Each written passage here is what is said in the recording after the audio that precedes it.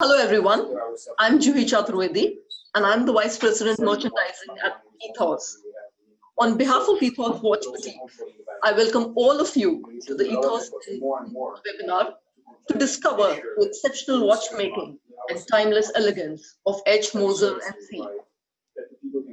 Today, I have the pleasure of introducing to you Nicholas Hofmann, who joins us directly from the Geneva Watch Days, the only watchmaking fair this year. Nicholas Hofmann is the International Sales Director at Moser Cie. So he's one of our experience of over 18 years in the watch industry. He holds a master's degree in management from France. He has been with Moser for the last 11 years and with Chopard before that. He has had a multicultural and multinational background, having handled various markets, including India and Japan. Welcome, Nicholas. We also look forward to welcoming Edward Melon, the CEO of Moser Cie, who will join us soon. Over to you, Nicholas.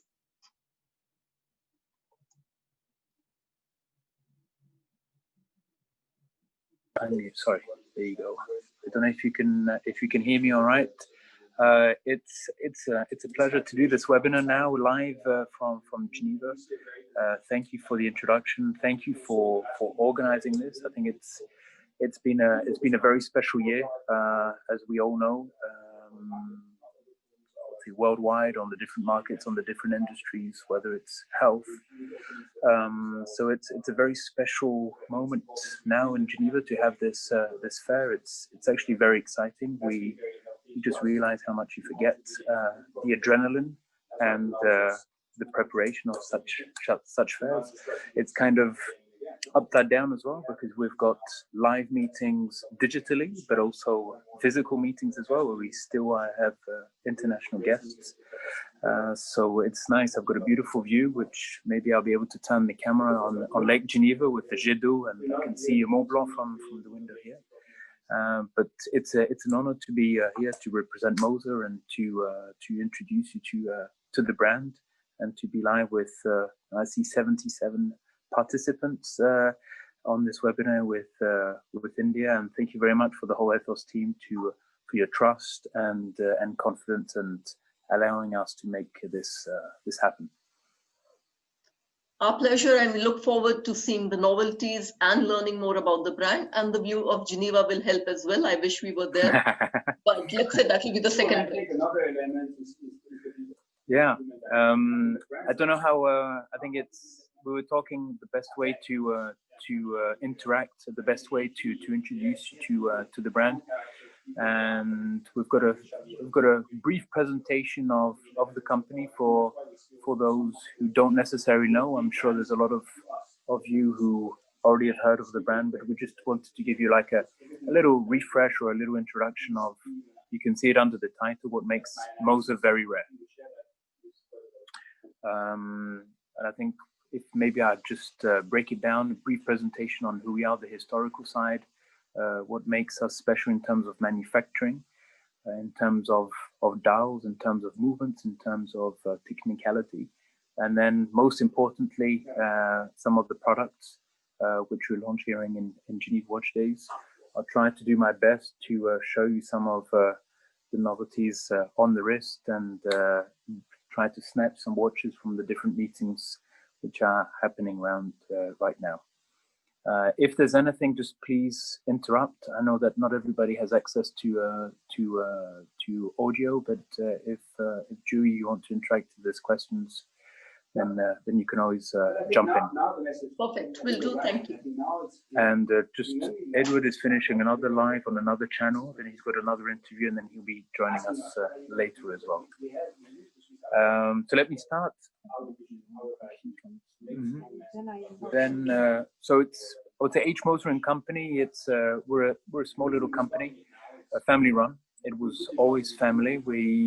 It was reintroduced in 2005, but we've got a very strong historical background, where the brand was initially established in 1828, thanks to Mr. Moser, which you see here up on the screen. He was born in Schaffhausen, so in the eastern part of Switzerland, where most of the brands are established in the French-speaking parts, it was quite rare to have a Swiss German as the head of the watchmaking company. He was an amazing watchmaker. He was an amazing businessman, where not only did he have the dream to establish a watch company, but also he knew how to market it. So he always had his production in Switzerland. This is in Le Locle. You can see the building, a very big building. He had about 320 people working in this factory, and he was mainly selling in Russia. He had very special pieces like this one here, with the double-headed Imperial Eagle. He had some very high-end watches like a minute repeater, which you can see here, with a Perpetual calendar. He was also supplying third parties of some other brands, like probably all know Fabergé, the beautiful eggs, the Fabergé table clocks. And what is interesting is that today you've got a lot of Moser or Fabergé table clocks that are popping up on the auctions, and they always specify that those have Moser movements inside.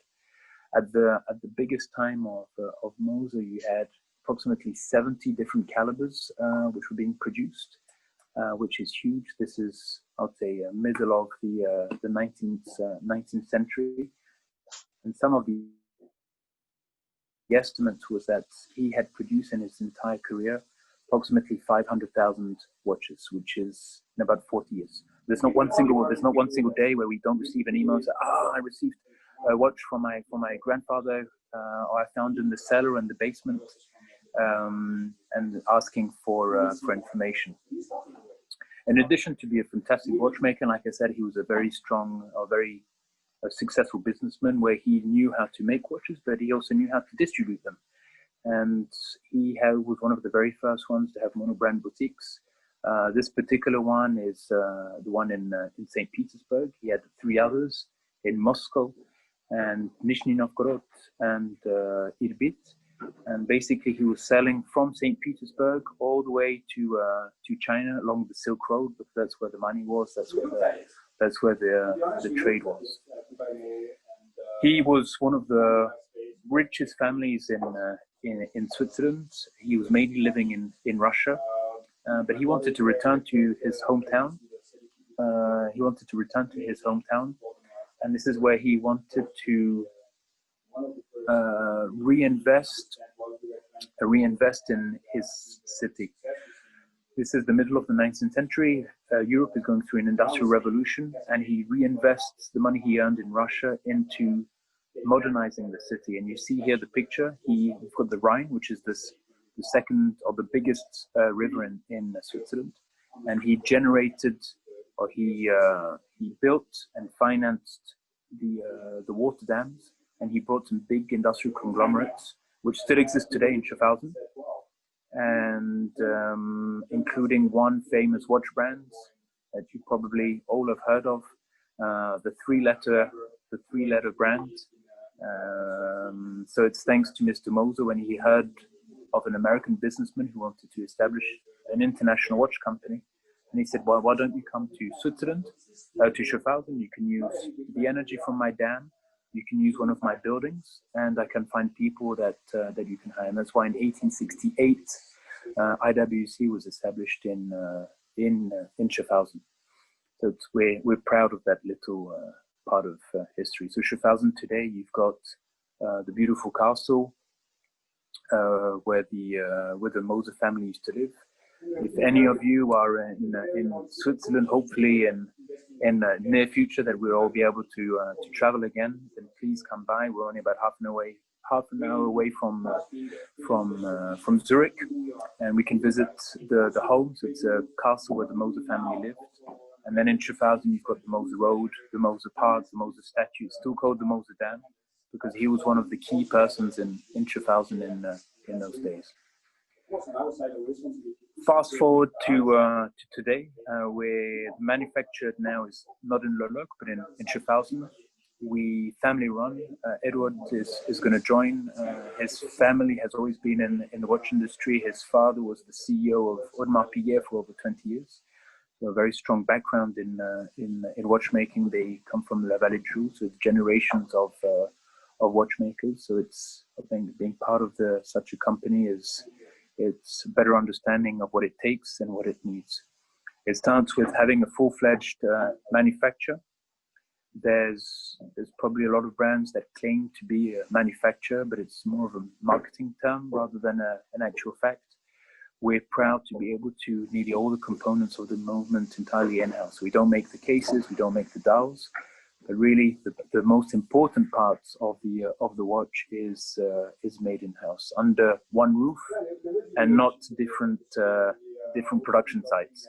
So here you can see some of the elements, whether it's the main plate on the upper left, whether it's the date disc for our perpetual calendar, whether it's the whole escapement, which is really the heart of the watch, which is giving the beat, which is giving the rhythm, which gives the tic-tac.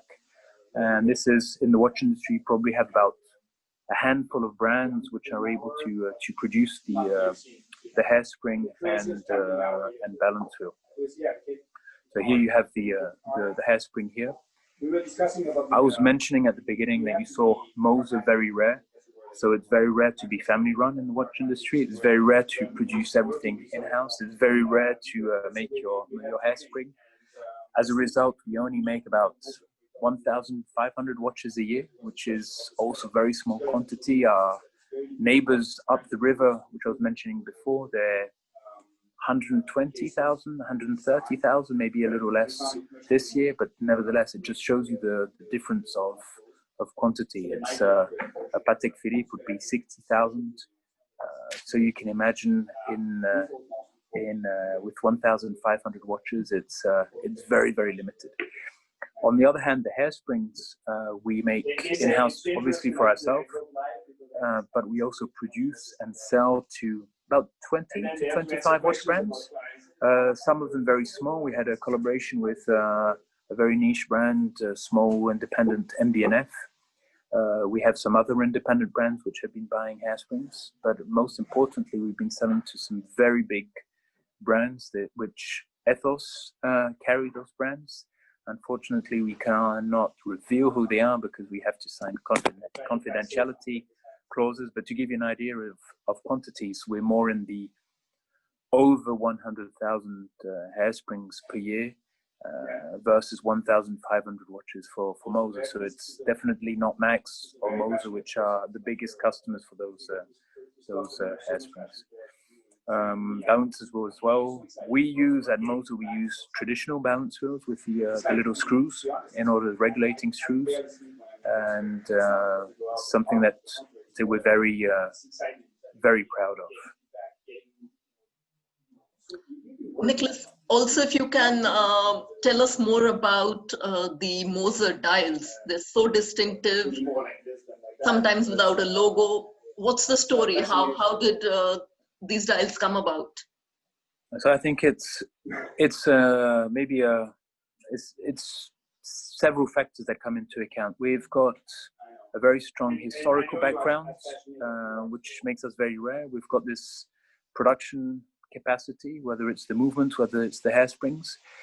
But you have some other brands which have a strong heritage. You've got genuine, authentic manufacturing, and we were at a time where we had to stand out, and we were more in the traditional, very classical, where you had maybe a red gold or a white gold case, a Roman dial or a silver dial, and you have such a wide variety of watches. Whether it's a Calatrava, whether it's a Lange, whether it's a Patrimony from Vacheron, and we had no way of competing with those kind of brands because obviously they were established. They have the finance, the marketing, communication power, and the only way really to stand out was to offer a different kind of product.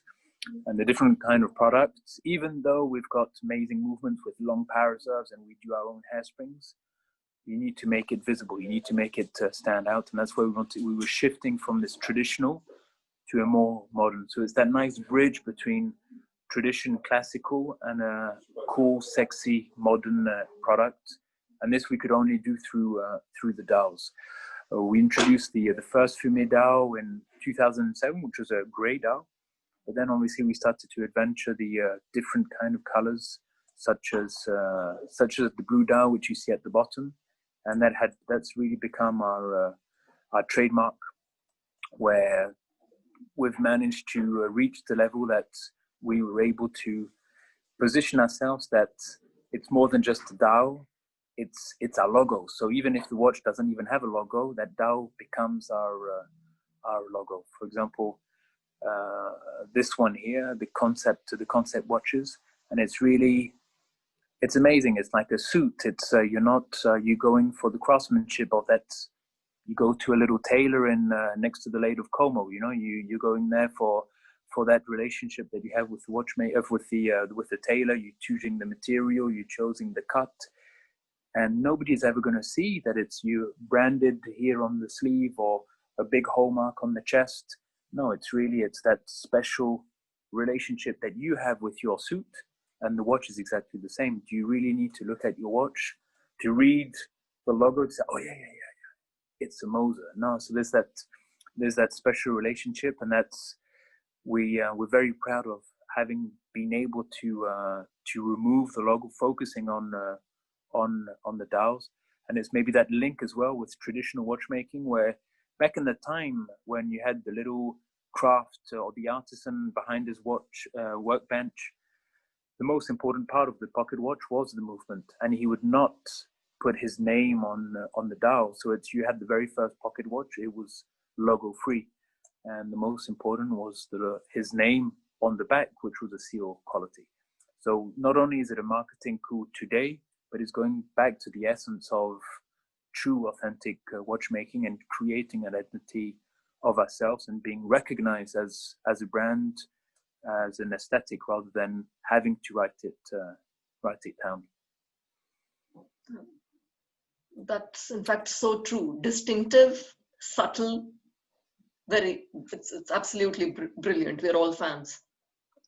And the dial, and I was also astonished. I was kind of, and I've been in the watch industry, as Juhi has said, for quite a long time. And visiting the first time the dial supplier, I had no idea that, and I actually felt sorry for the dial suppliers, because you talk about the watch, you talk about the movement, and you kind of take it for granted that, yeah, dial is round and you've got a few indexes and a logo. But no, it's some maybe are like that, but you immediately see the quality and the difference of quality. We go to the best suppliers. One of them actually belongs to Patek Philippe, so you can see a similarity of some of their dial, or they have a little smoked on some of the Nautilus. It's because it's the same dial supplier, and it takes about 200 different steps, 300 different steps, depending on the complexity, 3 to 4 months to make a dial. And that's what makes it so intense. It's a very deep color. The light doesn't reflect off the dial, that it doesn't have this metallic feel to it. So that's how we really maybe shifted from a classical traditional to a more maybe younger, with something different, maybe something fresh. In terms of maybe a product, I would say there's a few key products or milestone products which made us, I would say, known. Back in 2005, we had maybe for those who've been in the watch industry or following watches for that time, before 2008, it was maybe an easy time, where bigger, the more complicated, the more expensive it was, the easier it was to sell it. And Moser was one of those very first neoclassic brands to come out with something different. And if you look at here, this is a Perpetual calendar, and usually a Perpetual calendar is extremely complicated. You're going to have the year, the month, the date, the week, even sometimes a moon phase, and you end up with a very cluttered dial with, you don't really understand what's going on. So we took away everything that was not necessary, because when you're reading your watch, you really need to look at your watch to say, oh yeah, we're in August, or oh yeah, it's 2020. No, it's the date and the time.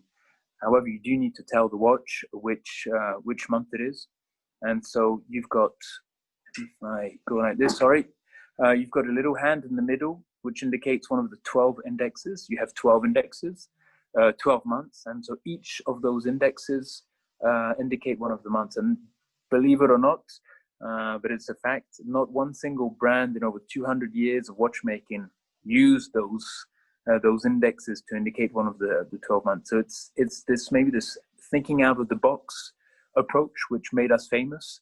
So we introduced that watch in 2005. In 2006, we won the Grand Prix d'Horlogerie, which is like the Oscars of watchmaking. And ever since then, this particular piece has remained, I would say, the flagship piece. It reflects our philosophy. It's simple to use. It's simple to look at, but it's extremely complex for the watchmaker to make. You've got 326 pieces in the watch. It has a 10-day power reserve, interchangeable escapement module, and it's very easy to use. You can go forwards, you can go backwards, you can change the time of the date at any given time of the day without any problem whatsoever, which is, once again, not the case with the perpetual calendar. It might be very useful, but it's very tricky, because if you have one little wrong position or the sequence of setting your watch, you might hear a very unpleasant noise, and you're going to have to send that watch back to the manufacturer. Not only could it take a very long time to have it repaired, and it might cost you a lot of money, because that's not the kind of thing that will be covered under guarantee. So it's user friendly. We say that it's even child proof.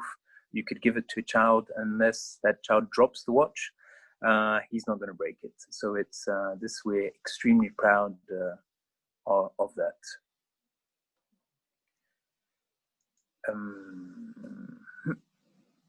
And then obviously then the funky blue version with the jump day. So here it's not an annual calendar. It was just set to a leap year. I hope that, I don't know if you saw the film. I don't know if that worked or not. Juhi, did you see the jump?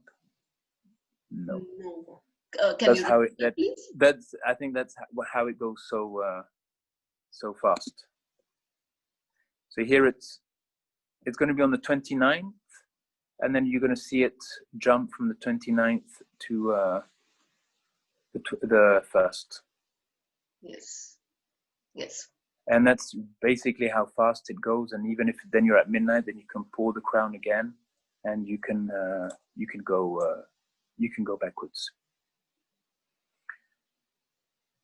Different editions. This is maybe the upper summit of the perpetual calendar, with an amazing gold movement, double hairspring movement, with for the first time as well, with a diamond in the Inca block, functional diamond actually, where some other brands have been using just decoration diamond, whereas here it's really integrated in the Inca block system. Very interesting. Nicholas, we'd also, perfect. We were going to anyways ask you about the Vantablack. What makes the black so black? So there was as you see, we had all these special colors, the different dials, and we always have to go one step further.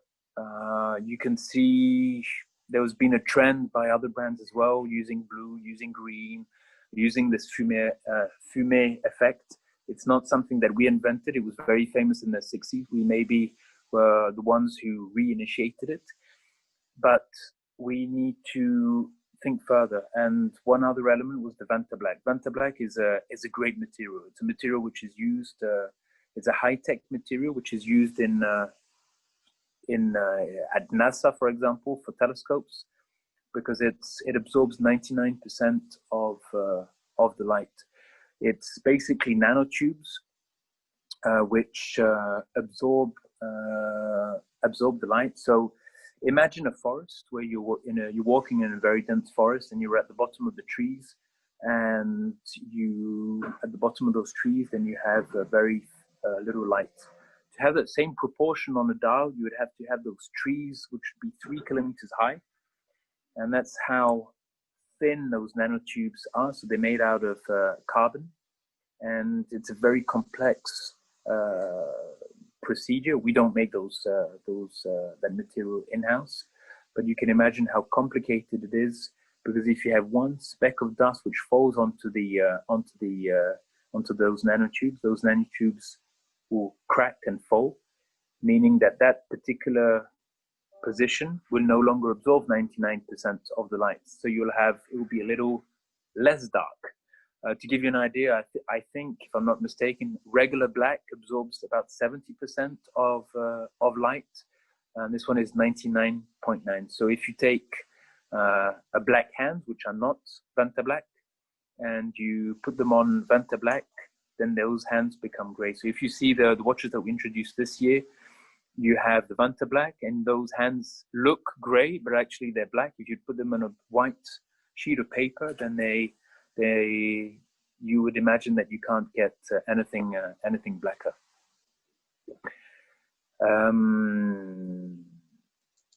We had during this year we introduced two versions. This white gold, which is 39 millimeter, which has the hand wound caliber, which you can see here. So we distinguish automatic and hand wound. Automatic, we believe that when you see the watch running, then you don't need a power reserve indicator, especially as our rotors are bidirectional, have a bidirectional winding system, meaning that when you wear the watch, it's going to wind the watch up in a very short period of time, so you don't have to worry about power reserve. Whereas hand wound, you never really know where the power reserve is, so there's always a power reserve indicator, which is on the back for most of them. Only the Perpetual calendar has it on the dial side. We also had Tourbillon, which was introduced this year, which is a novelty 2020. This is a stainless steel DLC case with the Vantablack with black hands, and a Tourbillon, which is an aluminium cage and has a specific double hairspring tourbillon. And the double hairspring is something which is unique to Moser, and it basically compensates the effect of gravity no matter in which position the watch is in. So whether you're in a vertical position, horizontal position, then the effect of those hairsprings are going to compensate the distortion of that hairspring based on gravity. In the tourbillon, on the tourbillon side, one of my favorite watches here. It's a nice combination between I would say a sportier watch. The Pioneer is a sportier version of the watches, and it's titanium and gold with the blue dial. It's a 42.8 millimeter wide case. It is a tourbillon, which is quite rare it's an automatic, for a tourbillon, which is quite rare. But it has a screw-down crown, so it's the ultimate outdoor tourbillon. You can go swimming with it. We have colleagues here who do free diving. They've done live testing with this, the Pioneer. You can go down to, it has a water resistance of 12 atmospheres, which is, you can definitely go very deep in that. And like I said, titanium and red gold, and the color combination is nice. So that's one of my favorite watches.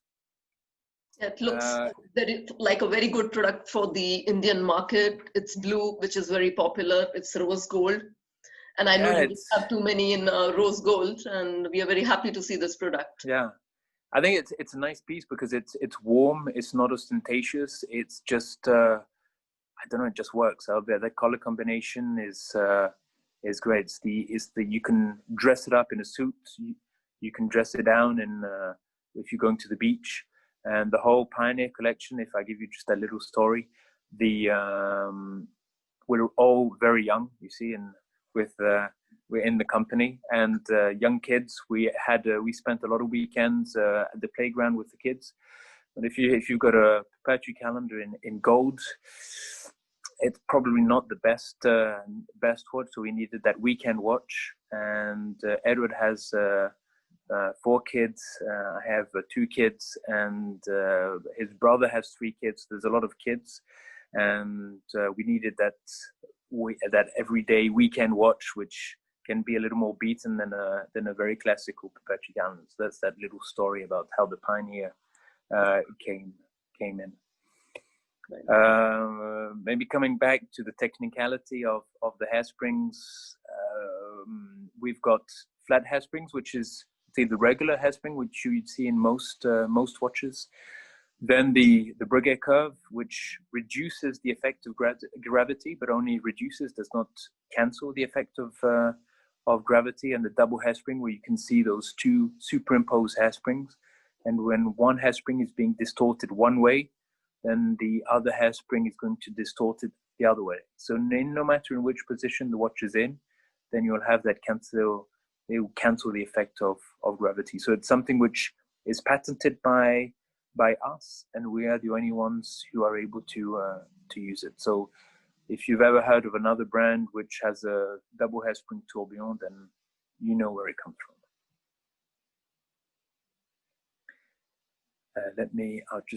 I'll go a little faster onto some of the other ones, because I'm not going to go in too much detail here. I think you agree, Juhi. Maybe just coming back to the hairsprings, if maybe I introduced this, I don't know if Juhi you had a question regarding that. We always wanted to find a way in order to enhance or to position make it stand out. Let's put it that way. Thank you. Nicholas, of course, you also mentioned a while back when you started that you had a collaboration with MB&F, mm-hmm. and it's been one of the most talked about watches. It was limited by production. We wanted to know more about it so that we know how the collaboration came about, and well, maybe if you have something else lined up. Mm-hmm. The collaboration was, so we've been working with MB&F for quite some time now, where we were supplying hairsprings. So for example, the legacy machines, we've got the balance wheel on the hairspring on the dial, so that the whole balance wheel, the hairspring comes from us. Say with MB&F, which is nice and which is unlike most brands, unfortunately, in the watch industry, is being transparent and saying, so I focus on what I do good or best, but I go to the best who do the best. And there's no hiding. I think there's no need in telling stories that you try to do everything in-house when it's not necessarily the case. So there's been a long relationship between MB&F and ourselves. And I think a few years back, Max and Edward, who are friends who've known each other as well for a very long time, Max was saying, well, I'd really love to use a double hairspring. And I think the conversation led to another, which led to another, and said, well, why don't we make collaboration pieces where we take your DNA, we take our DNA, and we merge both the DNAs, and we have collaborative pieces. So that started to grow the idea. We also, this year, unfortunately, it was cancelled, but we had at SIHH, which is the big fair in the watch industry. You've got Baselworld and SIHH, which was renamed Watches and Wonders. Then for us, we really wanted to we have the ambition of becoming the smallest of the big brands rather than the biggest of the small. And I think with MB&F, we share a lot of those same values. And we used to be in the small side of SIHH, and this year we were supposed to be in the historical side, so really next to the big names, whether it's Vacheron, whether it's Lange, whether it was Gérard Perregaux, Ulysse Nardin, and we wanted to present this collaborative piece at SIHH with a mutual booth. So we had 150 square meters on both sides, so over 300 square meters, and there was a flow, like a story between both brands. Unfortunately, it did not take place, but we still had the product. We still had an amazing launch. I think we're extremely happy. The collaboration, the whole project was exciting. It was, I would say, it's a nice, when you work on a project like this in a tough time. It maybe the sense of collaboration is even stronger, where it was in the time where people were fighting, you know, for Basel World, should it take place, shouldn't it take place? So then there's a competitor of SHH coming to Geneva, and all brands fighting for themselves during COVID, during pandemic. You know, and here to be able to work together on such a piece is, I think it's a good message. I think it was a message, I don't want to say a message of hope, but it was, you know, saying, listen, we need to stick together. Brands need to stick together. We need to fight this through. And the more you are, the stronger you are. And the result was an amazing success. So by far our most successful launch ever, where we had so much visibility, we had so much new people discovering the brand. Unfortunately, we didn't have enough pieces. I know that all the way to the top of the Sabu families, we have received a lot of inquiries. Oh, we need more. And I'm really, really sorry. It was very difficult to allocate those watches. We tried our best, but we just didn't have enough. It was 15 pieces, so 60 pieces in total for those 4 colors. But it was an amazing watch, and it really putting forward the whole cylindrical tourbillon, which was the first time for us to do it. And it's beautiful in picture. It's even more spectacular in real life because you have that beating of the cylindrical opening and closing, with that element from MB&F coming from the Model T, with that slanted dial and sapphire glass. And it's not an everyday watch, but we consider it as a piece of art. And like I said, we received a lot of emails and a lot of WhatsApp and a lot of messages all over, from LinkedIn to Instagram, during a time where we had 95% of the stores closed worldwide, but nevertheless, we were active with this piece.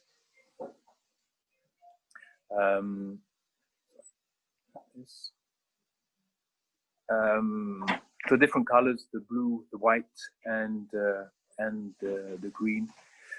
I really, if you would have to ask which was my favorite, which was our favorite, they're all just as beautiful one as the other, one from the other. Some of it. Then maybe jumping to another milestone of this year, which is we launched it on the 9th of January 2020. Luckily, we were able to meet Ethos team as well in Dubai right at the beginning, where we had absolutely no idea what was going to come. But for us, this was our first integrated steel watch, and it was an amazing journey. Really an amazing journey. It took a long time to finalize. We postponed it, I think, twice, where we were supposed to already to launch it in Basel World 2019. We were not ready. There was still too many little elements which we were not necessarily convinced of. Luckily, we waited. We were not desperate of, commercially speaking, not desperate to launch it, which I think is the family, or the Mellon family, we can give a lot of credit in that respect, where maybe makes us also different to I would say, stock exchange quoted company where you've got an appointed CEO which needs to maybe deliver quarterly or semestrally. Then here it's no. If we're not ready, let's wait. We're here for the long run. Let's wait. Even if we've budgeted the turnover, let's wait. So yeah, we postponed it by about 9 or 10 months until January 2020. And together with the MB&F, it was huge. It was polarizing at the beginning because it's a new case, it's a new bracelet, not only for us, but in this kind of very framed segment of integrated stainless steel products. You've got icons, which have been around since 1970s, which everybody has been trying to differentiate themselves from, and it's difficult. It's not an easy exercise. We believe that we've done something that we like. Maybe not everybody likes it, but I think it's also good when it polarizes. because there's nothing worse than when you ask them, do you like it? And the answer would be, I don't really know. I think it's, we've already had polarizing communication, polarizing products are also going, so either you maybe love it or you hate it. But interestingly enough, some of our hardcore Moser lovers around the world who said, no, I'm sorry, but I love everything that you do, but this is just, it doesn't work for me. And maybe after 2 months, 3 months trying it on, you say, you know what? I know what you're going to say, but as much as I didn't like it, I love it. And so we've got those the reluctant clients at the beginning who say, you know, it's just, I wasn't used to it. I wasn't used to seeing links like that. I mean, the finishing of the brushed link, the polished in the middle, and the movement. This is probably one of the best movements, chronograph movements on the market. We do not make it. It's a company called Agenor, which have also done it for another brands. They work with some very famous brands for some very famous complications. And in this integrated chronograph, you have 454 components. It's an automatic movement. The rotor is actually it's sandwiched between the dial and the movement. And the whole philosophy behind this watch was just like the perpetual calendar, was to have a watch which does not look like a perpetual calendar, and the chronograph should not look like what people think of when you think of a chronograph. And we took the inspiration of the original stopwatches. If you take the Olympic Games stopwatches, the mechanical ones, then this is what it is. It's a chronograph which gives time, rather than a watch which has a chronograph function. So you don't have those 2 or 3 subdials, which are always too small, which you can hardly read. It's too small to be functional. So we've got 4 hands on the center pivot, and it's a 60-minute chronograph with the push button, and it also has a flyback. Limited to 100 pieces, entirely sold out. Here as well, I received a few phone calls several times for this watch, but it's great. I think it was once again a successful piece. I was always saying that it's the beginning of a collection. It's the beginning of a whole line. It was another milestone for the company, and we definitely did not want to keep it there. A lot of information, but I think it's interesting now. We come to the Geneva Watch Day logo and the presentation. I don't know if I can jump and dive straight in, Juhi, or I should talk about something else. If you've got any questions before I go further. No, we are waiting to see the novelties, and we would love to actually see one of the products as well. Okay. If you can ask somebody to pull out the watches. Absolutely. So, but I'm all alone now. Oli, I'll go through the watches. This one, anyway, we don't have in Geneva, but it was to show some of the, I would say the art pieces, the jewelry pieces, an amazing work.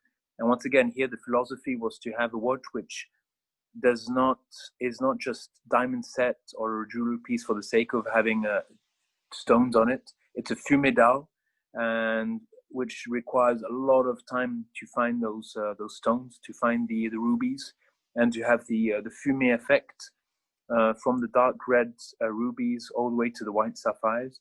And once again, the picture cannot give justice to the piece, but it's a very Moser piece, once again, without the logo. 2 additional pieces. It's always trying a new direction with concept dials, so no logos. This is in a very traditional way. Marquetry is little pieces of wood which are put together, and you can have different designs. And that was one of the ideas, to use this maybe a modern technique for marquetry. And we've got blue dial here, and also a green dial. And depending on the light, then it would give a different effect on the dial. then a Pioneer, and now I'm going to have to go. Give me 2 seconds. I'm going to find this watch, okay? I'll be straight back. Maybe Juhi, Oli? Yes. Can you go and get the novelties, please? Like the Pioneer Red Streamliner. Yeah, thanks. Thanks, sorry. Yeah, so a Pioneer Red, okay. Yep. No, please go ahead. Please go ahead. So the Pioneer Red is, was the Pioneer collection is the, I would say the sporty, the easier to wear piece. And we had this, there you go, it's here. So it's a 42.3 model. It's on a rubber strap, so it's a very soft rubber. It's very very comfortable. It has our HMC 200 movement, so it has we could say minimum 3-day power reserve, but it will actually last 4 days. Whereas an automatic movement has maybe an average of 40 hours. So it's a great watch to wear over without having to worry about the power reserve. It's what I was talking before about the quality of the dials. Red can be very metallic, where the light can shine off the dial, giving a metallic feel. Then if we compare it maybe to jewelry or stones, where if you take a nice pigeon blood ruby, which is a very intense red, very deep, where you see all those different colors, those different shades of red, then that's what you would find with this kind of piece. So it's not that aggressive red. It's a very deep, then you can see the depth of the dial. And to fit, if you go like this as a test, it fits nicely because of the lugs. And if you look at it like this, the case is actually always, or the lugs go beyond the case, so it nicely fits the curve of the wrist. A watch which you could wear, like I've got a suit now, and you can wear them as well over the weekend. Like I said, playground. It's a playground watch, and you can also wear to work. Jumping. I don't know if I went too fast. Maybe not. Big step. The Streamliner, which I'm actually wearing here. So I said that the Pioneer Tourbillon was one of my favorite watches. Then probably found the second one, which is I'm always used to wearing bigger watches, whether it's in the Chopard days with the Millimiglia, which are 44 millimeters. The Pioneer is a 43. And I was always concerned, would I be able to wear a smaller watch like a 40 millimeter? But it just fits. It fits perfectly. It's a nice, beautiful green dial. We call it the matrix green. It's like I said, 40 millimeter case. It's just under 10 millimeters thick. So the proportions, I think, are very well. It's slightly higher with the domed case, if you see it like that. I don't know if you can see it very well, but the whole bracelet is extremely comfortable. So if I go through the finger like this, and it's a nice, it shines. You've got brushed, you've got the whole finish of it, which just makes it very, very flexible and very comfortable to wear. It has a folding clasp, like a butterfly clasp, with also a little detail here on the back with the logo. It's got new hands as well, the same hands as on the chronograph version, which have globalite, and you can see it slightly that they curved. And globalite is actually ceramic, and they glow. So what is nice is that the whole element of the hand glows in the dark after being charged, like this picture here. So this is a piece which we introduced yesterday. Feedback has been phenomenally great. We're extremely happy as well, and I don't know if any of you watching, but that was the first thing I saw this morning in my WhatsApp was an amazing ad in a newspaper, and very, very happy because it's actually the very first ad worldwide. So kudos to the whole Ethos team to have made that happen. And it's a collector newspaper because, once again, maybe we're a little biased internally, but we're convinced that the Streamliner is going to become an iconic model. So if any of you have that newspaper, keep it, because when you see those old newspapers of a 5711 or a Royal Oak, and you pull it out, it's like, wow, yeah, remember back in 2020, I had that newspaper. So yeah, it's a great piece. So we're all very excited with that model. Well, Nicholas, thank you for sharing this. Absolutely brilliant. We look forward to receiving these pieces soon, and you have to get these pieces to us. Really don't want to hear that, you know, the rest of the world already lapped up the watches. No, so if I may, there's we received our first batch, or we're receiving our first batch now in August, and we've distributed them actually quite fairly. We only have, to give you, I think there's a handful in the US which are going to the US. We actually only have 2 which are staying in Europe. If everything goes well, there's going to be 1 or 2 for India.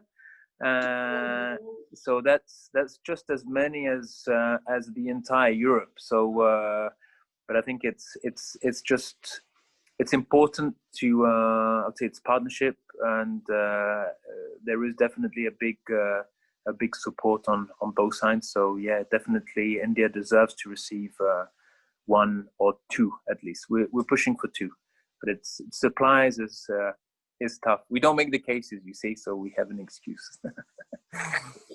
You know, you'll be hearing more from me on that. I know. Great. So maybe, I'm sorry, Juhi, and I'm sorry, everybody. There was just, I received a message now. I think that Edward is in another meeting. He's going to try to still pop by at least to give a little hello. And this is what I'm just going to just a sec. Okay, Oli, could you alsjeblieft Edward vragen of kunt bitte? Okay. So just at least to say hello. I know with maybe just a little. It's been a weird fair because normally you only have physical meetings, and we've got to had a lot of this mix and juggling between Zoom meetings and real meetings, and a lot of ad hoc meetings on top. I mean, Juhi, you know how it is during the Basel Worlds and the SIHH fairs, and Edward has been extremely solicited, which is good. But we've had fantastic coverage in all the important magazines, and tu dois faire ça alors, du coup. Just hello, yeah. Just to say hello. Hey, how are you? Well, all good, Edward. Nice of you to have joined. Just a quick info to everybody. Edward Miller is the CEO of Moser Cie, and he joins us now from his very, very busy schedule. Thank you, Juhi. I mean, it's nice to see you. I see 73 participants. That's amazing. Yes, that's right. And very, very excited to have you here, and very excited to see the product. It's brilliant. And we also have Mr. Sabu here. Yeah, I see you here. Hello, Yasho. Hope you're well. Good to see you. Yasho, you're on mute. You have to unmute your line. Okay. Hi, Edward. Hi, Nicholas. Thank you very much. It's a pleasure. It's a pleasure. Great Too bad you couldn't great join products. us. Yeah, I think we have a good lineup. I hope you like what you've seen. Thank you so much for the cover we saw today. We shared it with everybody, even with my father. Everybody's very proud to see that in India. Yeah, that was a big one. That was a big one. It's on I think on the cover of the Mint, the jacket. So it's one of the top newspapers, commercial newspapers. So fabulous. It's an amazing product. We got a great feedback, and I hope we can come and see you very soon. Yeah, and vice versa. I hope we can come and see you. Anytime. Great. I just best. also take just a few seconds also to thank all the customers and our patrons and participants who have been part of this, and I think they must. I hope they have enjoyed very much the presentation that Nicholas made. I think it's a new way to communicate, but I think it's also bringing us closer in a way.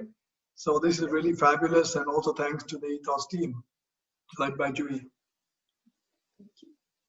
Yeah, thank all of you, and I think yes, you get all the information from the source. I hope one day we can do the same from the manufacturer, so you can discover the people behind it. You know, we are the front line, but the true people creating those amazing pieces, they are in Schaffhausen. We are in Geneva today. I hope that one day we can do something similar, going through the manufacturer and showing you all those amazing people and the steps that we're going through to create those products. Right, right. Juhi, do you have any time? If anybody wants to ask any questions, I don't know. Yes, we do have some questions. We received some from our customers, and Nicholas and Edward, we would like to ask these questions now, if that's okay with you. I'm in the middle of an interview, so I'll let Nicholas answer, or if there's a one specific for me, maybe you can ask now, but I have unfortunately to go back to my interview. Whatever is convenient, I know. But then I let Nicholas, I'm sure he knows all the secrets. And then if there's really something too personal, then he'll come and catch me. I'm in the next room. But thank you very much. Be safe. All the best to all of you. And again, thank you for your continuous support. Thank you for your time. Bye, everyone. I really appreciate it.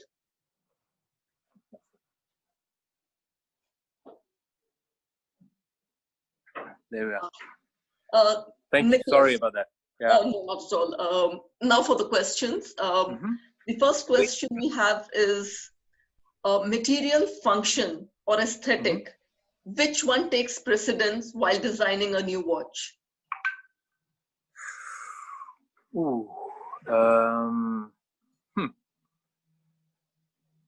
It's an interesting question because there's obviously it's too early to talk about new materials, but as you've seen with the dials, we're always looking at this thinking out of the box approach. I think there are some codes in the watch industry, whether it's white gold or whether it's rose gold. Steel has been popular, where maybe the value of the watch is more into the movement rather than in the precious metal, I would say, case. We have DLC cases. We had a Pioneer DLC, for example, which has actually been traveling for the last year, where we have absolutely no control. There was a kind of a marketing, instead of sending out to journalists, and we send it to some clients. And we consider that our clients are our friends or part of the family. And if their friends are friends, then friends. And we just gave it to the first person we know. And it's been going on now for over a year. And recently somebody says, I can't believe that this watch has been traveling for over a year in so many hands, where maybe it's every 10 days it changes hands, and the watch is in impeccable condition. So that DLC has that material. Maybe if I take the Streamliner as an example, there was a lot of work in the brushing, in the polishing, and yes, it's difficult and it's more aesthetic, and it has to look good, because the aesthetic obviously gives the character to the watch. And if you're mainly on a technicality of protecting the watch, then it won't work. I don't know if it just lagged. Oh no, that was fine. Thank oh, no, you. Okay. Okay, here is a question about the current time. How has the world changed for fine timepieces in the last few months? So maybe maybe in this situation, it's how can I put it the other way? For us, I put it this way: we've been fighting for every watch we've managed to produce, to sell, to deliver. Has been a challenge. When you're a small little company, you're unknown, nobody knows. So we've been living through crisis. I would say in the last 10 years, where it's a small startup, we're growing, and we know what it is. It's never been easy. So for us, I think this is probably one of the, I don't want to say one of the easiest years, but we've had great product. We've had great. I've just I've got this. Sorry, just a second. There we are. We've had a tremendous year. I think we're on par with last year. Our average price has increased by 50%. We've opened up new doors. We've opened a pop-up store in Beijing. I think that the hard work, or those seeds that we've been planting over the years, the positioning of the brand. On the contrary, I think we see a window of opportunity for a brand like ours, where we have this human touch. You saw Edward Melon, where there's a great team. And like he said, there's a great team in the workshops, and we all love what we do. It's maybe more about passion. We're here for the long run. There's a lot of sweat, sometimes some tears. There hasn't been any blood yet, but I think the watch industry is going through a tough, very, very tough time. But for us, it's been good. I touch wood, and I think that even in India, which also, and you guys, you've gone through a very, very, very difficult time. Taking all things into consideration, you've been doing very well as well, with most of the stores still closed. But I think it's authenticity and maybe honesty, and sticking to your guns, and doing what you like, which is maybe not always the case with some of the brands, where it's more a financial aspect which comes into account, and that's where you can make some mistakes. Thank you for answering that. I know times are tough and everybody's adapting. Mm-hmm. So the next one we have is innovation or tradition. How do you reconcile the two?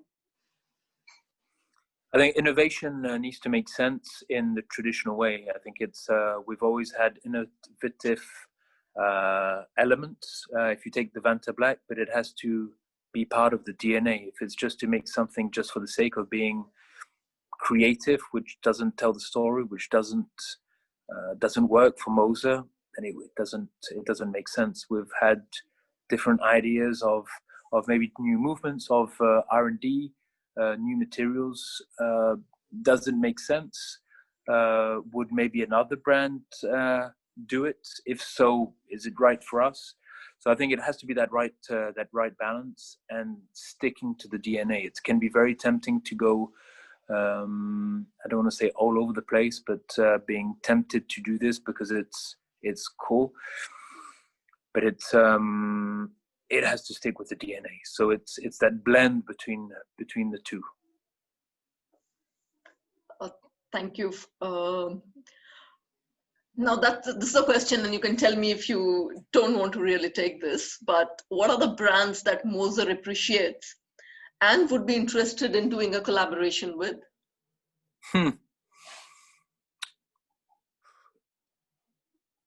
There's quite a few brands. I think there's personal ties with some personalities in the watch industry. Whether it's a smaller brand, whether it's a bigger brand, whether it's another brand in the same town, for example. These are all ideas. Now, the thing is that you need to take into account that it's easier to do something with an independent brand, as you don't need to report to anybody. It has to, in some of these big brands, big conglomerate brands, it's a little more difficult to justify doing collaborations. I wouldn't mention any brands. We've had that discussion internally. It could be watchmaking. It could be other industries as well. Why not? It's I think with the whole exercise of having a collaborative product was interesting, because it pushes your boundaries. It pushes your thinking. I mentioned this again. We try to think out of the box, and why not have a collaboration with a non a non-watch company, for example. Why not? Absolutely, why not? And we really look forward to that. After having seen the experiment with MBNF, we are very excited. Just to tell you that we are watching this space, and we'd love to hear more on this. Yeah, there's a few ideas, but I think what is important is that we're not abandoning any investments, any new projects. We're definitely here for the long run. We're investing, whether it's in communication, but most importantly in product development, new movements, dial maybe, or collection extensions. Or it's no. There's still a lot to come. We're only at the beginning. Amazing. I think that's all the questions we have at the moment. Of course, if we do receive some other questions, we'll be happy to send them across to you, and you can answer once you're done with the very hectic Geneva Watch Days between all your meetings. But we'll be happy to get back to any customer who has a question. I guess that does bring us to the end of the webinar, and I would love to take this opportunity to thank you for taking us so meticulously through what Moser stands for, how it came about, and what it is doing now. Very, very excited with your novelties, and of course from our side we wish you the very best for these as well, and look forward to receiving more than 2 watches which you just committed. You will receive more for sure. I don't know when. Be patient. We will hang on. We'll wait. Great. No, thank you very much. I would say once again, thank you very much. Like Edward said, thank you, the whole Ethos team, to have been able to put this together. I think thank you, everybody listening. I hope that you found it interesting. If you have any questions, then I'm sure that you know who to contact at Ethos. They will forward the questions to me, and we can answer. And like Edward said, maybe this is something that we can do in a next stage at the factory, where we can go maybe through the hairsprings or the different watchmakers, even to have a watchmaker on board and to answer some questions. This could be exciting as well. I think it's what is definitely great in these times is that it pushes boundaries, and you need to be creative in the way that you present, the way that you talk. And this whole Zoom interactive, it's all about love of watches, isn't it? It's just the medium which is different. You're not here physically, but you're here with the heart, and you're talking about watches, about something that we all like, and whatever we can do to continue to promote that, then please let us know how we can do it, and we'll definitely do it. But next time has to be at the factory. That sounds very exciting, and we'll be happy to participate. We'll take you on that and probably line it up sometime soon. Of course, thank you so much for bringing such wonderful, magnificent products out for us, and now with more and more innovations. So thank you so much. I would just like to mention to our customers and the participants that in case they do have any questions, please do mail them to us and we will get back to you. Thank you so much for joining us, and we really appreciate your support, and thank you for your time. Absolutely. Thank you very much as well. Thank you, Juhi, and thank you everybody for listening. And we really hope that we'll be able to travel to India and meet you personally, to touch and feel the watches, and just to share the love of watchmaking. Absolutely. Thank you so much. Thank you very much. And let me just try to do this. I don't know if it's going to work, because I did say this at the beginning. This is, I don't know if you can see. Oh, that looks beautiful. So there we are. That's a little view from Geneva with you can see the water fountain and the lake Geneva. So and hardly any traffic. Thank Lovely. you, Dad. Okay. Thank you for sharing this too. Okay, thank you very much, and all the very, very best, and talk to you soon. Thank you so much. Bye-bye. Bye-bye. Take care. Bye-bye. Stay safe. Bye-bye.